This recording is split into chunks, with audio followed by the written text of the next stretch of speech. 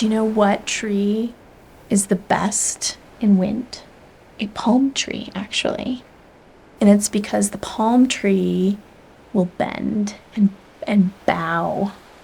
Stop trying to stand up on your own. You're not going to be able to stand up through this thing that you go through.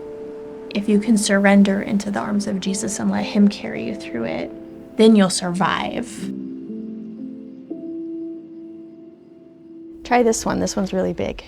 We never thought we would want a big family, but I never thought I wouldn't be a mom. My husband was really unsure that he wanted to be a dad. So our agreement when we got married was like, this is exactly how he said it, let's have one. We'll see if we like it. The second we had our first child, like the second she was in our arms, he looked at me and he was like, how many times can we do this? Like, let's fill our house up with this. I love it. We had our first kid when I was 34, and then I was 37 when I had Sydney. After we had Sydney, I actually got pregnant when she was 1, and I had a miscarriage at 10 weeks. I don't think I dealt with it, really. I was sad, but we were just gonna try again. And I was pregnant again in about, I don't know, probably a year, 9 months or a year. Zero anxiety, lots of peace about the whole thing. No worries at all. And I go in for an appointment on a Tuesday, and my doctor says, so when's this induction happening? Like, how come we haven't had this baby yet? I was like 39 weeks and 2 days at that point. Like, do we have to induce? No, we don't have to. But I kind of want to get the show on the road. And she said, I'll give you till Sunday. Sunday was his actual due date. On Friday morning, I had a doctor's appointment. The nurse hooks me up and she's not finding anything. You know, I'm a physician. Like, in my mind, I know what is happening right now. And she pulls the ultrasound machine over. And again, I'm a surgeon. I use ultrasounds all the time. I'm looking at the picture. I know what this means. I know what's happening. And she just says, I'll be right back. I have to get the doctor. I was already falling apart by the time they got back in there because I knew already. I had to call my husband on the phone and tell him that our baby was dead. And they gave me a choice of a C-section or a vaginal delivery. I didn't choose the C-section. At that moment, it felt like I want to do something as the mom of this baby. Like, I want to do something. I think it took 36 hours for him to be born. My nurse, she whispered in my ear and she said, there are not very many sweet moments in what's going to happen. I was so scared what it was going to be like to deliver this baby. And she said, there's not very many sweet moments, but there's one. And I will tell you when it's coming.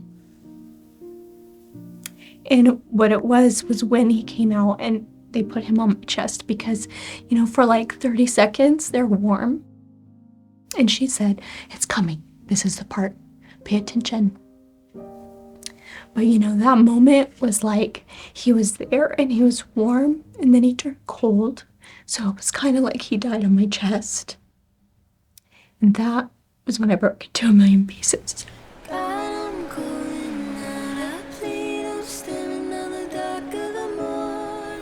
Did you know that there's not a word to describe a parent who loses a child? There's the word orphan for a child that loses their parents. There's a widow and there's a widower, but there's not a word for it. And I think it's because there are no words to describe it. Corey and I did not struggle with our faith after we lost Max. In our minds, it was kind of like, hey, we know that bad stuff happens to people. We do know that. And okay, this is really, really awful, but we'll get through this, okay? Like, we will. And I remember all of my prayers were like, we desire another child. But if that's not the path that you have for us, could you just make it clear to me? We got pregnant again, and we were so excited, and it was gonna be a little girl. We named her Sadie. And at 13 weeks, I went in for an appointment, and there was no heartbeat.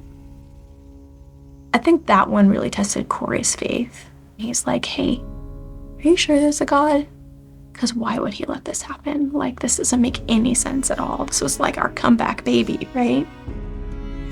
So then we were pregnant again with a boy, Marco, and made it to 15 weeks. Same thing. No heartbeat. No answers. I'm still really walking closely with God. Please tell me what to do. Got pregnant again. Little boy, Charlie. And this time we weren't going to tell anybody. We were going to wait a really long time.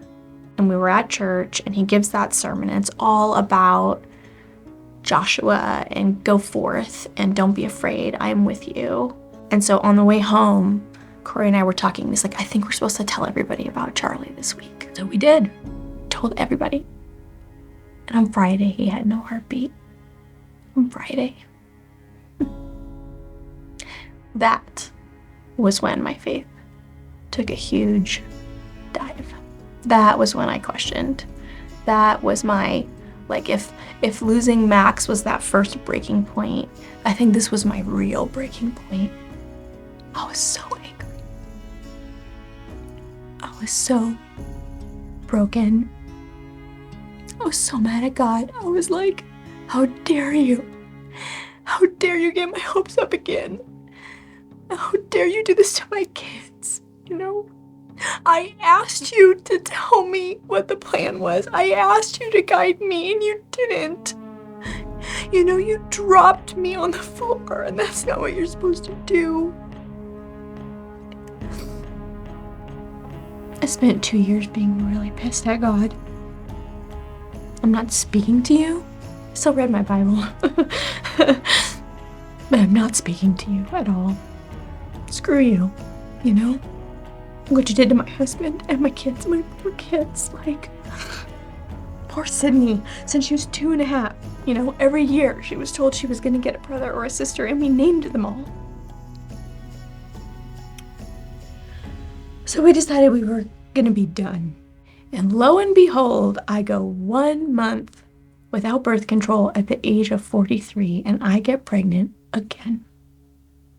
And I don't want to be pregnant. I would say I know exactly what's going to happen. I'm going to tell my kids that I'm pregnant because I won't be able to hide it anymore. I'm going to cancel my Africa trip, and then I'm going to lose the damn baby. So I know how this story ends. This is what's going to happen. And you know what? That is exactly what happened. Every bit of it.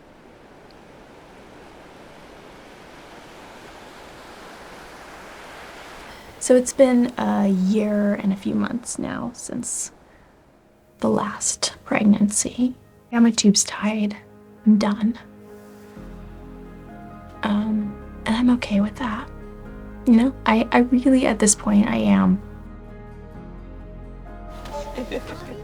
Love you. Have a good day, okay? Recently, my therapist said to me, she said, what if this is your story? What if your story is actually that your body was never meant to have babies to begin with, and God decided to bless you with 2 miracles in the beginning? What if that's your story? I love that idea of looking at my girls as miracles. I love that.